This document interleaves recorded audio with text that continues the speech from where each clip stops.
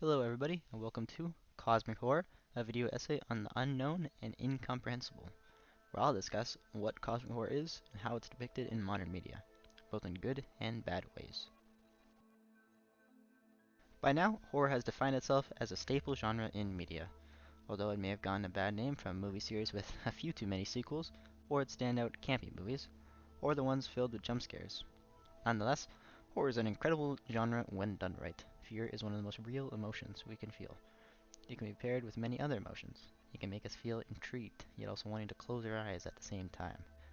But the most real fear is that of the unknown, what lurks in the crevices of our mind, or even scarier, what exists beyond our mind's threshold. Are you feeling a little existential thinking about that? Well, that's cosmic horror. It's a subgenre that originated from the works of H.P. Lovecraft. You have probably heard of his most infamous creation of Cthulhu. He may not have been the most admirable of people, but he undoubtedly changed fiction. Cosmic horror gets its name from cosmicism, a philosophy that states that there is no recognizable divine presence, such as God, in the universe, and that humans are particularly insignificant in the larger scheme of intergalactic existence. In other words, it's based around one's fear that we are incomprehensibly small in the cosmic void that is our universe.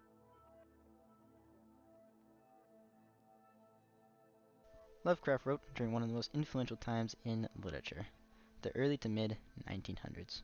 Before that time, the word sci-fi was likely heard by very few people, and many of the newly emerging and revolutionary works still wouldn't be known until later in the 1950s, after science became more known and World War II ended. Because of all this, his work influenced an astonishing amount of artists, even if they altered or told stories in different ways. The idea of that dread you feel when feeling small and like you don't really understand the world at all was a theme adapted in many works. Some works and people he influenced that you might recognize are Alien, Hellboy, Junji Ito, Stephen King, The Mist, The Color Out of Space, The Lighthouse, Chernobyl, and Underwater. The problem with most depictions of Lovecraftian horror is that they usually take a more physical approach, showing gross depictions of otherworldly creatures. But there is no real dread in that, no existentialism. Video games are the same. They have struggled to properly implement Lovecraft into their games. Out of the few games that have drawn inspiration or attempted to actually depict an adaptation of Lovecraft's work, none have really got it right. Most have drawn from the gothic atmosphere, either running or facing some grotesque creatures.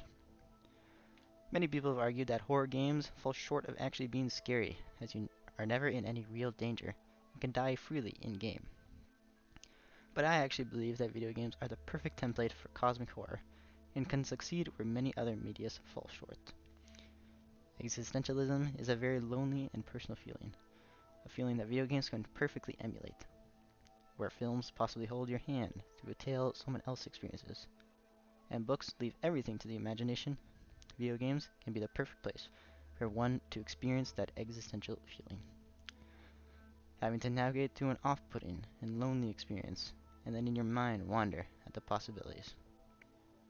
Cosmic horror is about questions and thoughts, not about monsters in the dark. I just hope one day someone gets it right, because it is truly a unique horror. And I hope you enjoyed. Thanks for watching.